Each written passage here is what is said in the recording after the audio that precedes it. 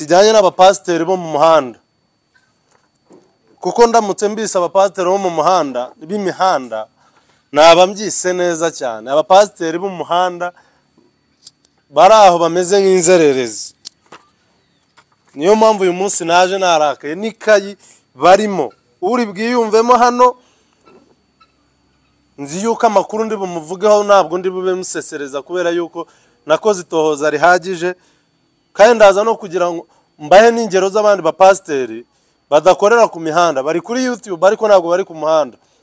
Sinzererezi, bafite ibyo babarizwamo, bafite aho babarizwa, bafite insengero, bafite n'ibyo bakora bibyarira inyungu abanyarwanda. Ariko hari n'abandi bari hano kuri YouTube bakora ibyo bishakiye, bangiza abantu, babeshyera abantu, batoteza abantu. Aricyo kiri kuri uyu muhanda, ukagira ngo nicyo cyagize gute, nicyo cyabazanye. Niyo mpamvu rero nari batindire cyangwa se ngo mbahereze nk'uko basanzwe babikora, bigize akarakage. Hari abahanuzi bo barimo kwangiza abanyarwanda, babeshya. Bamwe barabirukanye mu nsengero bari barimo, cyane cyane muri ADPR, barangije baza hano kuri YouTube kugira ngo baze kubeshya abantu no kubiba. Bamwe bajya kuri YouTube ugashoberwa nk'ikintu barimo gukora ukakibura. Ndibuze kubagarukaho. Bayobowe n'umugabo bita Niyonzima Claude, wiyita pasiteri, ariko nyamara ibikorwa bye umunsi wa none bikaba ntacyo ubupasiteri kigize gute kirangwa mu bikorwa bye. No kuri chaîne yashinze yiyita pasiteri, ndetse akagera akiyita n'umuhanuzi, akititiza mu bititiza kuri YouTube. Ariko wareba mu by'ukuri ugasanga nta na kimwe akora kijyanye n'ubushumba, kijyanye n'umuhamagaro. Uyu Claude amakuru mfite kandi yizewe nuko nta n'urusengero, nta n'ubuzima gatozi RGB ifite y'urusengero yashinze habe namba. We yarabyutse mu gitondo yiyita pasiteri, ajya Nyamirambo kodesha urusengero hafi y'umurenge, abahazi barahazi, akazajya ateranira nimugoroba, aterana n'abagore 3 n'umugabo umwe nawe ukiri mutoyi. Biramucangabura ubukode bw'iki bw'urusengero. Ava hajya aho bita Ntarama mu Bugesera, akodesha sare. Iyo sare ibura abantu, kugeza naho sare ubuyobozi bwashatse gushyiramo ibindi bintu bifitiye abaturage akamaro.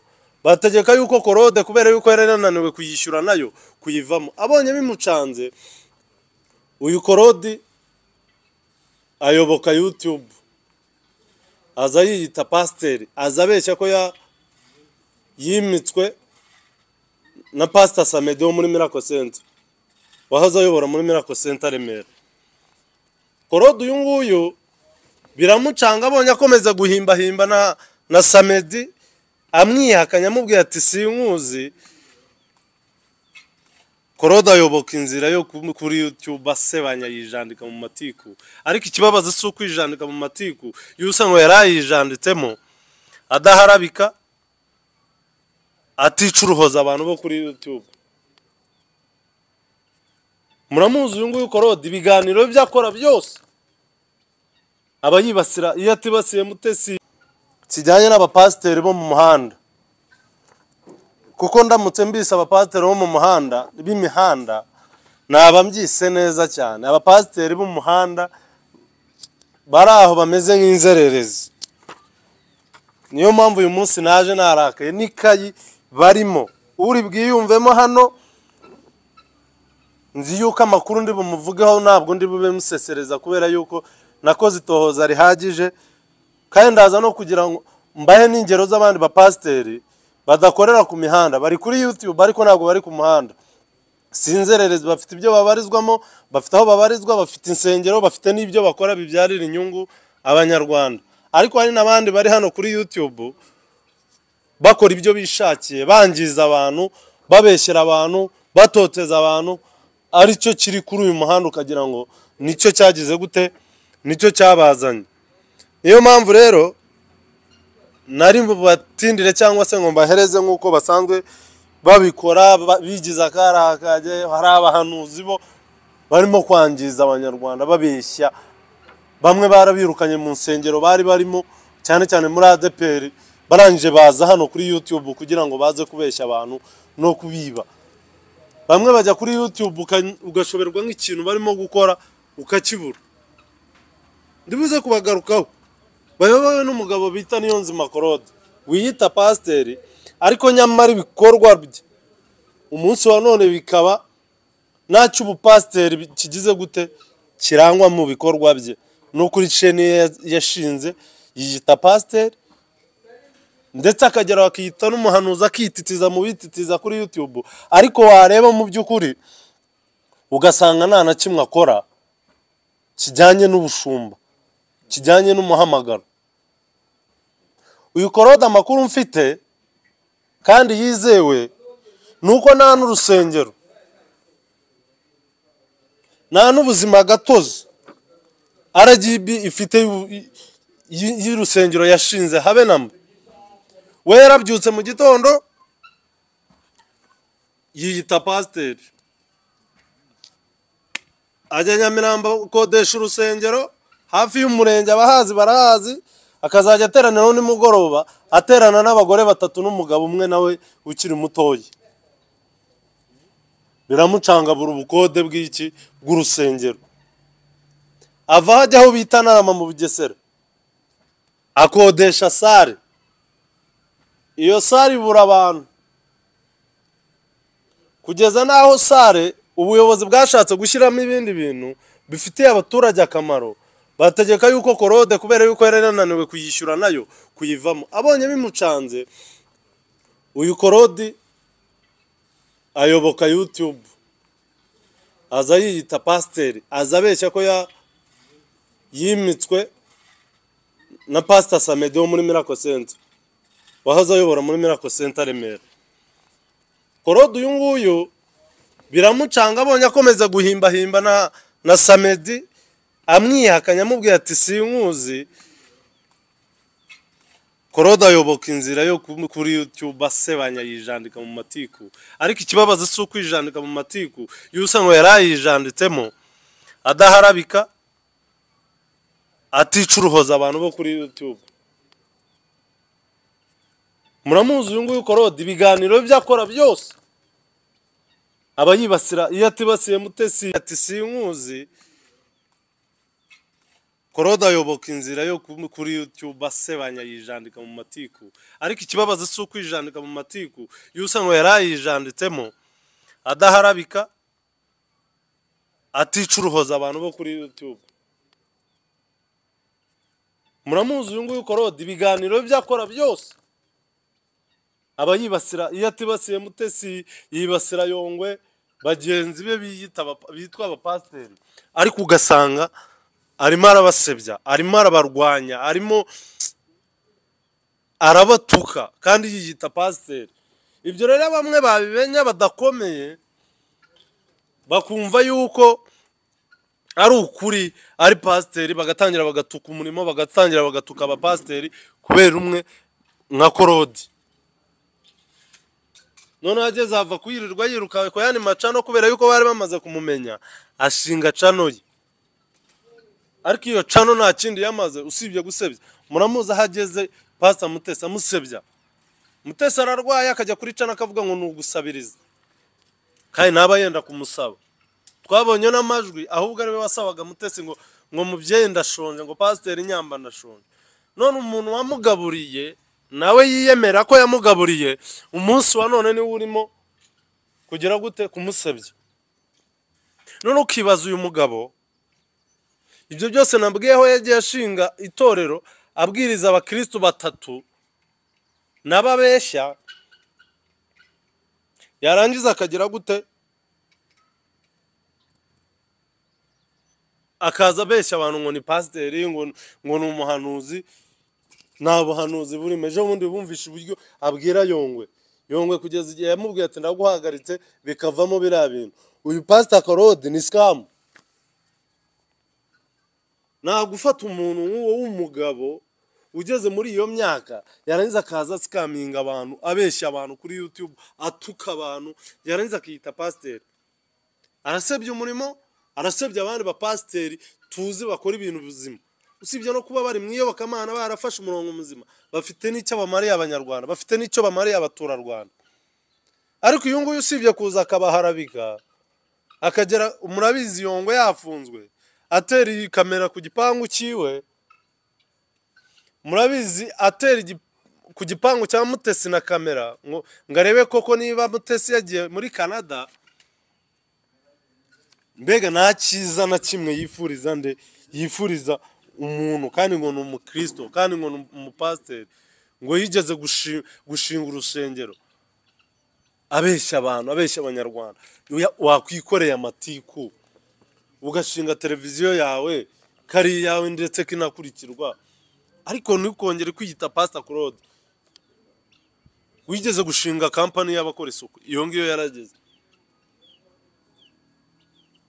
uza bwa mbere waje usebye umugore ngo waraje ngo utuye kuri iyo nzu usanga yapakiye ibintu byose ariko niyo umuntu akurebye abantu basigaye bagutinya nta nshuti ukigira muri bo mwakuranye n'abo muri kumwe kubera iki uraza uvuga ibintu ubonye usebye abantu kabishywe waravuze ngo wagiye Sumbawanga n'abantu bakagira ngo uzagaruka Sumbawanga Tanzania kurogesha wari waragiye kurogesha ngo ugeze ubeshya yuko byanze ngo ugaruke uyu Claude nari ndimo kubabwira kandi nzakomeza kubabwira mu gihe agisikaminga abantu kuri uyu muyoboro wa YouTube bamaze kumwamagana bose akiva Sumbawanga nabyo byanze insengero zanze yafunze nababwiye umunsi wa none yirirwa abeshya abantu atuka abantu asebya abantu avuye kuri Mutesi ajya kuri Yongwe ava kuri Yongwe ahantu hose none ejo maze iminsi mbona yihanurishwa ku bya Bishop Harerimana ngo Imana ibyimubwiye ngo umugore kandi ibyo byose turabizi n'ibyo yumvishe ku rukiko nanjye ndabizi yuko uwo muntu bivugwa yuko yafungishije Bishop Harerimana Bosco abagore bari ku rukiko baturuka mu rusengero rwe nibo bavugaga uwo mudamu kariho bishoboka yuko yamuhaye miliyoni 10 akaba arimo ashaka gufungisha nde Bishop Claude arangije kubera kubeshya abantu akaza kuri YouTube akititiza ngo manure kandi ahanura ibyo yumvishe ikindi akaza ashaka guhanura iby'amarangamutima ye abeshya abantu arasebya abantu arangiza ubuzima bw'abantu umuntu ararwaye nka Mutesi yarangiza akavuga ngo ntabwo arwaye arigirisha kugira ngo asabirize kandi none arimo arakomenyereza umuntu wamugaburiye umuntu wirirwa mubwira ati ndashonje akamugaburira umunsi wa none akaba arimo kumusebya akakagenda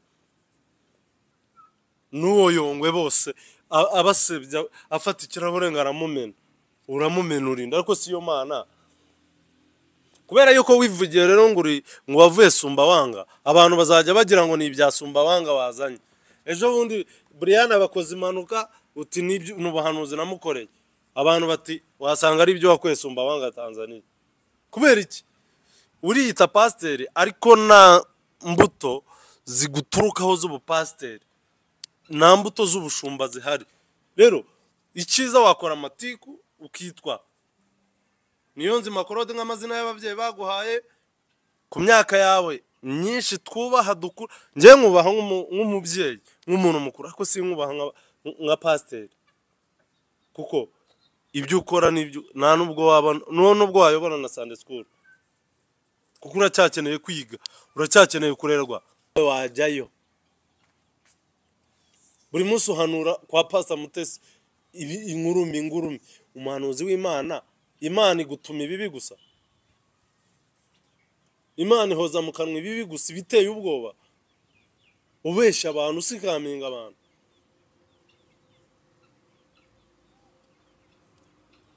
ngaho nibishaka aranyura muri team imwe na Claude itera ubwoba abantu mukititiza iyo yiyanyu ugira ngo ariko wari wagufasha kubera gukora ibidakorwa ubeshya abanyarwanda icyaha wari warezwe wibwira yuko byarangiye cyangwa se ubuyobozi buba butareba RIB yacu irakora, ni nayo mpamvu ikwiye kugenda aba basikama baba pasiteri bari kuri YouTube banabyiyitirira bihamagaye. Ubundi bindi biganiro nabikora nishimye, ariko iyo ngeze kuri aba bapasiteri biba, dufite Pastor Masengo Bishop wa Foursquare Church, afite ibyo yakoze kandi byiza, afite ejo bundi yagiye Kinyinya, afite abakristo bazima, abaha ijambo rizima ry'ukuri, akagaruka akajya no muri n'aba batayoboye. Ejo bundi yagiye Kinyinya baha amazi, abaturage badafite amazi. Ntabwo byarindiriye yuko leta iza kugira ngo itange amazi, ahubwo urusengero rwa Foursquare ruyobowe na Bishop Masengo yaricaye muri vision yabo, abona yuko bakwiye kwitorera umuryango, arangije afata umwanzuro wo kuzajya ha abaturage amazi. Amaze guha amazi abantu babiri, umudugudu ibirayiha amazi. Mwebwe murirwa musebya mutitira mushaka indamuko muhanura iby'amarangamutima yanyu gusa. Nta gihe nzareka kubabwira kugeza igihe nimutanga kumva na RIB nimuzanga kuyumvira. Nimwe mwakawe muri aka karwa mwigiza akarwa nakoreka, mugakora ibintu mwangiza abantu, mwangiza amazina y'abantu, mwibwira ngo muri aba pasiteri leta izabatinya, RIB nizabatinya, izabatambikana namwe. Nese suvuye we ngo nitewojeri nibishaka muraho muri karakasa kuri YouTube. Ubwo buhanuzi muza kubeshya abantu, mubeshya ngo ADPR yagurishije urusengero. Ahantu urusengero rwa ADPR rwari ni rwari rwemewe, rwari mu gishanga. Nta muntu wemerewe kubaka mu gishanga usibye n'urusengero, babategeka kuvamo. Ayo makuru nuyazi ngo nimushaka guha ubutumwa abantu, nimushaka guhukura abantu, kandi mwahaye kuri abantu, mwigishije abantu ijambo, nibyo ngibyo mushaka, nta wakena. Ariko kubera yuko mushaka indamu, itorero ryabaye ry'agace runaka, abaturutse Kongo, abaturutse Uganda, abaturutse Murenge, abarundi, abanyamutara, itorero ubundi n'umuryango ryakabaye riba umuryango. Ariko mwabihinduye bw'agace aho pastor aturuka, ugasanga ngo rira torero ni ry'abanyamutara, ngirire torero ni ry'abaturutse Buganda, ni ry'abanyamurenge. Itorero ryakabaye ribi ry'agace cyangwa itorero ryakabaye rya Kristo, ikindi rikaba ry'abanyarwanda. Niryo jambo hano shaka kubumvisha nsoza Apostle Masasu yavugaga, ndagira ngo ndibumvisha.